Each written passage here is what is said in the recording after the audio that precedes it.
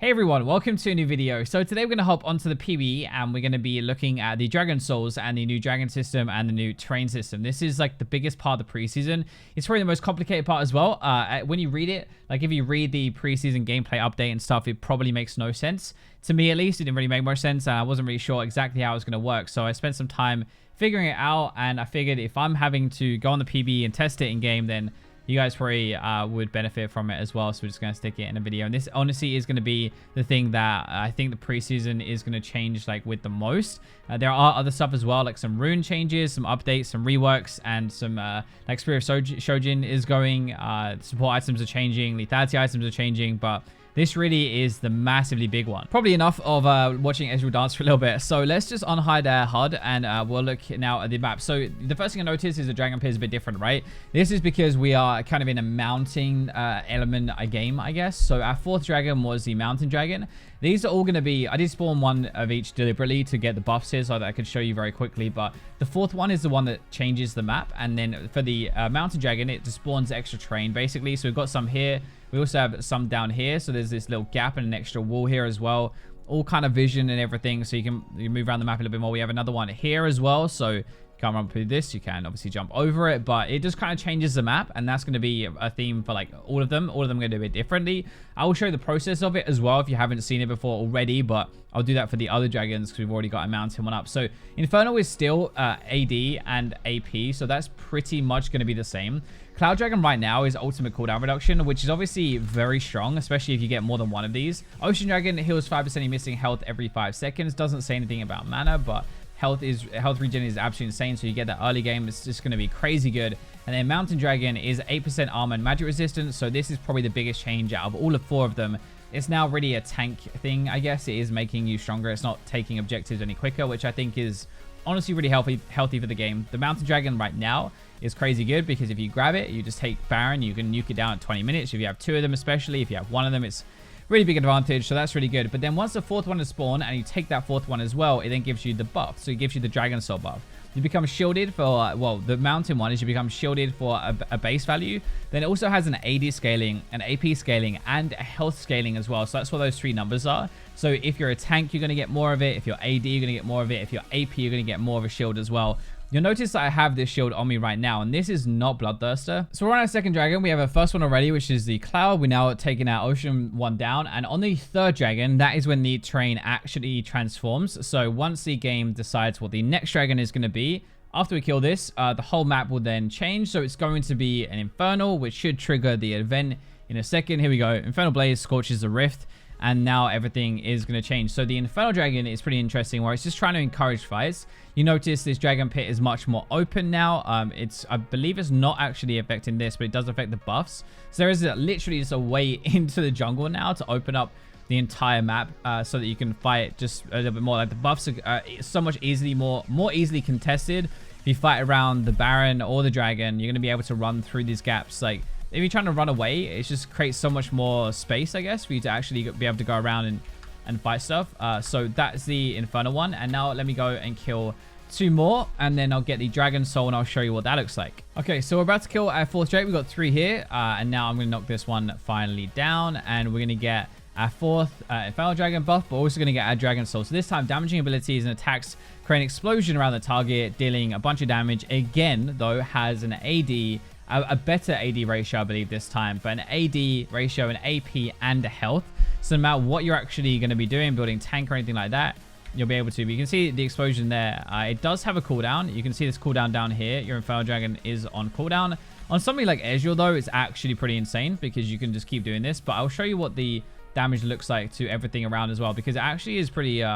it's quite a lot of damage, actually, to like the explosion. It's not quite insane like that. Obviously these are level 1, so take that with a pinch of salt, but you do most of your damage obviously to the main target, and then it does explode around to everybody else and has this I think it's a 3-second cooldown, so it's actually really powerful. But again, the you can kind of tell the mountain one is more defensive side and the Infernal one is more for like your actual damage. But it's going to be really good on poke champions, especially who fire their abilities out more and can actually use it like more often. Again, this is our second dragon now. We're just going to finish this off and then we're going to get our third one. Hopefully it's one that we haven't got because I have to go in and out of game. I have zero control over what this actually is going to be. Okay, so it's going to be ocean. Nice. So this one is all about bushes, basically. As you can tell, now the bushes look a bit more pretty. They have these flowers in them, but there are extra ones. Now, there actually is already, I didn't show you, but I will show you in the next one, but there is a bush here already, but it does actually get more, so it crosses over here as well. It's kind of like, all the bushes, I think, in the game get a little bit bigger in size. But there are extra ones like here, for example, this is definitely now all covered, which it wasn't before. You're going to have this is all covered, mirrored on the other sides as well. So next to the buff is going to be covered up here. And then we're going to get more around this corner, I believe, as well on this side. So it's going to be here and here, and then here and here for the bushes. So you also get some honey fruit that spawn in each section of it. So over here, it's going to be on this side. So it'll be here and here. And then you get some over here, I believe, as well on the other side. So you get your honey fruit from the ocean and you get bigger bushes. And that is what the ocean dragon is all about. So we have our dragon soul now. We add our fourth dragon. Now it is the ocean soul because we have ocean as a dominant dragon of the map. So that's something I haven't touched on yet. But whatever the map is going to be is what your dragon soul is going to be as well. Now I don't actually have a ocean dragon on here because I spawned them in myself and mess with the game a little bit, but still we have the ocean dragon soul, which is regenerate some health and mana over 3 seconds upon damaging an enemy. Now I'm gonna struggle to actually use any mana because I have like a mana immune and I'm immune mana now, and I'm regenerating a lot, but it's 30% effective against minions, so it's not as good. If I hit them though, you'll see the animation come through. It doesn't look like it has a cooldown or anything either, so you can basically consistently use this, unless that is going to be the regeneration.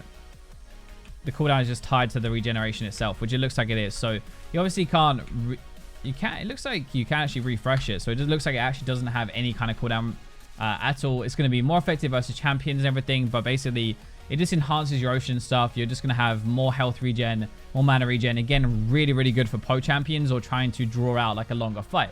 Okay, so that was my second dragon. Oh, we actually got Cloud. I've been doing this for like 25 minutes trying to get Cloud. Okay, so here we go. So it's actually going to transform now into the Cloud stuff. So there should be wind tunnels everywhere. So you can see how I'm moving a bit faster here. I think most of it is honestly in the jungle here. So it's like around these kind of like gusts. You can see this big circle and I'm moving. Like, I have no boots, right? So you kind of don't get that great thing out of it, I guess. But yeah, so all around this, these are going to be these wind tunnels. You can actually see them on the map. They're kind of like these big circles around the buff. So this is exactly what the Cloud Drake does. And it just changes the jungle to do it a bit more, and it also changes the dragon pit itself to be faster and boost your move speed. So I finally have my dragon soul for the Cloud Drake, and this is what I was saying about earlier, that I thought they changed the dragon buff itself to move speed after your ultimate, but actually that's just a dragon soul. So casting your ultimate grants 40% move speed for 3 seconds. So if I get off of this crab, just to show you properly, and then if I use my ultimate, and now I'm actually like that's a lot quicker considering it's 40%, and I have no move speed in my build right now because I've got no boots because I took magical footwear and I can't get it yet. So actually this is pretty cool. It's quite useful. It does seem to have a pretty hefty cooldown though, but I guess whose ultimate is quicker than 30 seconds? Not really many people. So it should be pretty cool. It should be actually really good for some champions, like Vlad, for example, is going to be able to use this.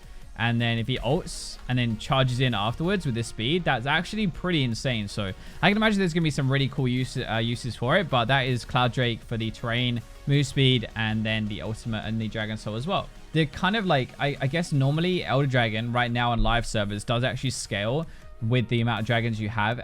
Most people know that, I think, but the burn is increased, it is stronger. So if you've controlled the entire game and you have like 4 dragons and then you get the Elder Dragon, it's going to be way more powerful. Now that doesn't work anymore. Your Elder Dragon does not empower anything at all. It just gives you a Dragon Soul burn instead. So we now have this buff. Where is it? Here we go. Aspect Dragon. So your attacks reveal. Thanks for that. Reveal and burn enemies for 90 true damage based on game duration. Interesting. So it's actually game time, which is kind of cool. Over 3 seconds, damaging an enemy champion below 20% health, blast them with Dragon Fire, dealing 100% of maximum health as true damage. Basically, it's an execute when they get to 20% health. So you only have to get somebody down to that now. So I'm just going to show you very quickly what it actually looks like. And I actually, unfortunately, kind of like did that so quickly because it's continuously trying to execute.